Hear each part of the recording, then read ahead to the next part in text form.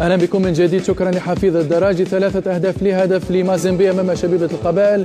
تلك هي النتيجة النهائية لنصف النهائي، ذهاب نصف نهائي تشامبيونز ليج إفريقيا. إذا مازيمبي يتمكن من تحقيق فوز ثمين متأخر في الدقائق الأخيرة من المباراة. هو الذي افتتح التسجيل منذ الدقيقة 5. كاليوتوكا هو من بادر بالتهديف لمصلحة فريق مازيمبي. بعد ذلك البديل يعلاوي يتمكن من إعادة فريق شبيبة القبائل في هذه المباراة بهدف التعادل في الدقيقة 68. حقق أصعب ما يمكن تحقيقه فريق شبيبة القبائل، وهو إدراك التعادل على أرض مازيمبي بالذات.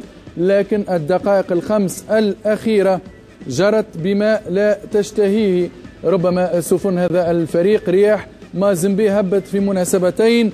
البديل أيضا كاسونغو يتمكن من تسجيل هدف ثان في الدقيقة 85. في الوقت بدل الضائع كاليوتوكا يتمكن من إضافة هدف ثان له، وهو الثالث لمازيمبي، وبهذه الطريقة إذن 3 أهداف لهدف. هذا شوط أول في